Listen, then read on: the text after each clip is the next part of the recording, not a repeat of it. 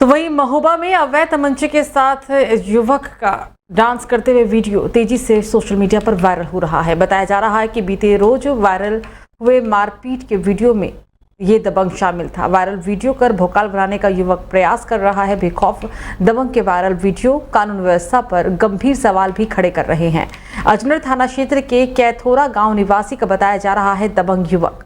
तो खबर यूपी के कासगंज से, जहां प्रशासन कांवड़ यात्रा की व्यवस्था में लगा हुआ है। ऐसे में नगर में स्थापित राष्ट्रपिता महात्मा गांधी जी की मूर्ति पर किसी अज्ञात व्यक्ति के द्वारा भगवा चोला पहना दिया गया। मामले की जानकारी होते ही जिले के कांग्रेसी, जिनमें जिलाध्यक्ष, कोषाध्यक्ष और प्रवक्ता मौके पर पहुंचे और मूर्ति के सामने तख्तियां लेकर नारेबाजी करने लगे। जैसे ही उनके प्रदर्शन की सूचना प्रशासन को हुई, तत्काल मौके पर सदर जिलाधिकारी सुनील कुमार, क्षेत्राधिकारी अजीत सिंह चौहान पहुंचने के बाद कांग्रेसी नारेबाजी करते हुए उनसे मांग करने लगे कि बापू की मूर्ति से चंद कदम की दूरी पर पुलिस चौकी भी मौजूद है। ऐसे में ये अशोभनीय हरकत कैसे घटित हुई है?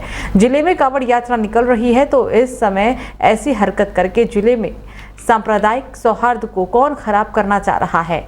जब राष्ट्रपिता की मूर्ति से छेड़छाड़ की जा सकती है, तो अब ऐसे में कुछ गलत मंसूबे बनाकर कुछ लोग जिले में अमन चैन को खराब करने की कोशिश कर रहे हैं। प्रवक्ता जिला कांग्रेस कमेटी कासगंज, आदरणीय अध्यक्ष शहर कांग्रेस कमेटी कासगंज और हमारी समस्त कमेटियां बैठी हुई है। आज महात्मा गांधी जो कि राष्ट्रपिता हैं और कोई छोटी मोटी शख्सियत नहीं है, जिन्होंने हमें आज़ादी की लड़ाई में योगदान दिया, हमें आज़ादी दिलाई, जिनकी वजह से आज हम स्वतंत्र हवाओं में सांस ले रहे हैं, उनको सुबह भगवा झंडा पहना दिया गया। हमें सूचना मिली, हम यहाँ पर इकट्ठे हुए, जबकि चंद 2 कदम की दूरी पर यहाँ पर चौकी है। हमारी डिमांड है कि पूरी की पूरी चौकी का महकमा सस्पेंड होना चाहिए। आदरणीय सीओ साहब हमारे बीच में आ गए हैं और मैं ये कहना चाहूँगा कि अगर राष्ट्रपिता ही मूर्ति सुरक्षित नहीं है, यहाँ पर कांवड़ यात्रा चल रही है, आखिर ये माहौल बिगाड़ने का काम यदि किया गया है तो किसके द्वारा किया गया है? प्रशासन किस तरीके से या प्रशासन इस कल ही जो केंद्र सरकार के द्वारा ये पास किया गया है कि प्रदेश के जो कानून जो अधिकारी हैं या जो भी मतलब नियुक्तियों में है सरकारी में, वो RSS की मीटिंगों में भाग लेते हैं। क्या ये इस तरीके से ये सुनियोजित ढंग से ये प्लान कोशिश है कि क्या कासगंज शहर का माहौल बिगाड़ने की कोशिश की गई है? तो लखनऊ दिल्ली हाईवे पर आज सुबह 2 बसों की टक्कर हो गई और इसमें 3 लोगों की दर्दनाक मौत हो गई, जबकि इसमें 48 लोग घायल हुए हैं।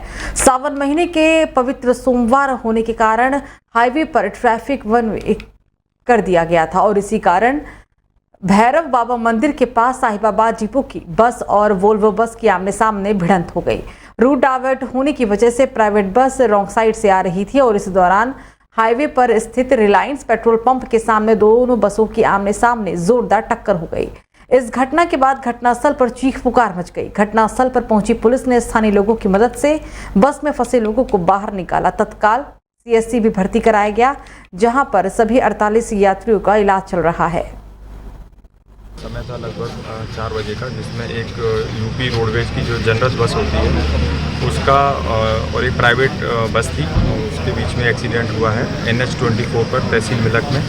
उसमें लगभग 49 लोग घायल हुए हैं, 3 कैजुअल्टी हुई हैं और अभी यहाँ CSC मिलक में लगभग सबको भर्ती कराया गया था। उसके बाद 9 लोगों को डिस्ट्रिक्ट हॉस्पिटल में भर्ती कराया गया है और सभी का इलाज सुचारू रूप से चालू है। सभी के डिटेल्स हैं वो नोट किए जा रहे हैं। इसमें लगभग 3 कैजुअल्टी हुई हैं, संभवतः एक ड्राइवर है जन्नत बस का और बाकी 2 और कैजुअल्टी है। सर बता रहे हैं कि रूट सर डाइवर्ट था? सर रूट डाइवर्ट है? नहीं, देखिए रूट डाइवर्ट नहीं था, ये कांवड़ का समय चल रहा है, तो जो ये प्राइवेट बस आ रही थी वो रॉन्ग साइड पर आ रही थी और सुबह का समय था, तो उसी समय। और ये जो पॉइंट है आपका, ये ट्राई जंक्शन का पॉइंट है, तहसील के लिए क्या कहते हैं एक कट है इसमें हाईवे पर, वहीं पर ये एक्सीडेंट हुआ। तो सहारनपुर में तेज बारिश के पानी ने जमकर कहर बरपाया है। कई मकानों में बारिश का पानी घुस गया, लोगों को इससे काफी नुकसान पहुंचा। ढमोला नदी और पावधोई नदी का जलस्तर अचानक बढ़ गया। पावधोई नदी किनारे खड़ी कई कार पानी में डूब गई। बारिश से पांचधोई नदी और ढमोला नदी किनारे रह रहे लोगों में दहशत का माहौल बना हुआ है। सुबह से लगातार जिले में बारिश हो रही है और इसकी वजह से लोग काफी परेशान हैं। तो नकली नोटों की तस्करी का रैकेट सीमा पार से भी ऑपरेट होते हैं। खासतौर पर बॉर्डर इलाके में ऐसे गिरोह की सक्रियता भी काफी ज्यादा रहती है। इन क्षेत्रों में देश की एजेंसियों के लिए कार्रवाई करना भी मुश्किल हो जाता है। नकली नोटों से इकोनॉमी को तो काफी खतरा होता ही है, ऐसे में देश की सुरक्षा के लिए भी ये बेहद खतरनाक है। आतंकी संगठन इसका व्यापक पैमाने पर इस्तेमाल भी करते हैं। नेपाल से लेकर बांग्लादेश और पाकिस्तान बॉर्डर नकली नोटों के लिहाज से काफी संवेदनशील इलाका है और इसी बीच दिल्ली पुलिस की special team fake Indian currency के एक ऐसे ही रैकेट का भंडाफोड़ किया। आरोपी तस्कर के पास से बड़ी मात्रा में 500 के करारे नोट बरामद किए गए। जानकारी के अनुसार राष्ट्रीय राजधानी में 2.91 लाख रुपए मूल्य के 580 से भी ज्यादा नोट बरामद किए गए हैं और इस संबंध में 2 लोगों को भी गिरफ्तार किया गया है। पुलिस ने बीते दिनों ये जानकारी दी है। पुलिस ने कहा कि 500 रुपए के ये नकली नोट नेपाल से तस्करी कर बिहार में लाए गए थे और इसके बाद इसे दिल्ली लाया गया। खुफिया सूचना के आधार पर दिल्ली पुलिस ने कार्रवाई करते हुए आरोपियों को नकली नोट के साथ गिरफ्तार कर लिया। इतनी बड़ी मात्रा में नकली नोटों का इस्तेमाल कहां से हो रहा था, ये भी एक बहुत बड़ा सवाल है। तो भगवान शिव की पूजा अर्चना के लिए यूं तो देश भर के हर मंदिर में भक्तों का तांता लगा रहता है, लेकिन दिल्ली एनसीआर में एक ऐसा प्राचीन मंदिर है जिसकी मान्यता न सिर्फ प्राचीन काल से चली आ रही है बल्कि इससे जुड़ी हुई कई पौराणिक बातें इस मंदिर के बारे में जानने के लिए और जिज्ञासा उत्पन्न कर देती है। आज हम आपको प्राचीन दुधेश्वर नाथ मंदिर के बारे में बताने वाले हैं। कहा जाता है कि इस मंदिर में रावण और ऋषि विश्वा ने पूजा अर्चना की थी। गाजियाबाद के प्रसिद्ध मंदिरों में से एक प्राचीन दुधेश्वर मठ मंदिर है ये, जहां पर भगवान शिव के भक्तों को तांता यूं तो साल भर लगा रहता है, लेकिन सावन के पावन महीने में यहाँ भक्तों की तादाद लाखों में पहुंच जाती है।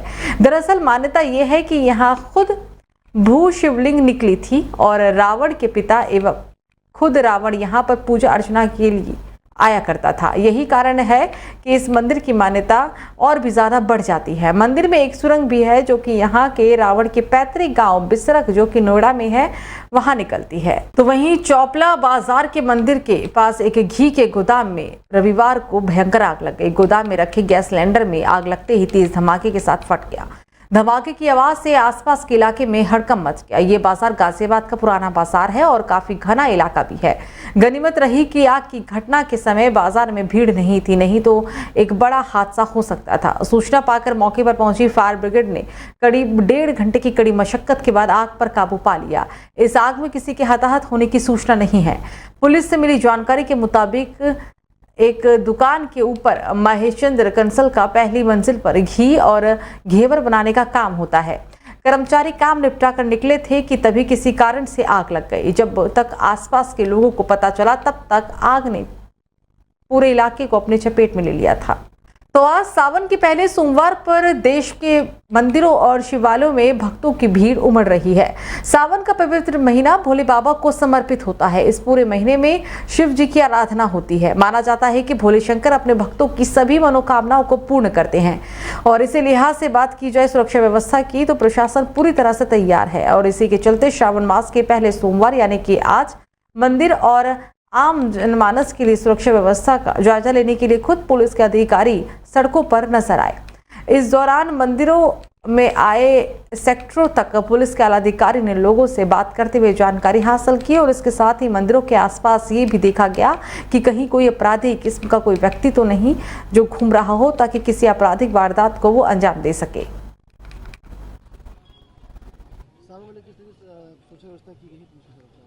देखिए, आज से श्रावण शिवरात्रि का पर्व शुरू हो रहा है और ये पर्व श्रद्धा और उल्लास के साथ मनाया जाता है।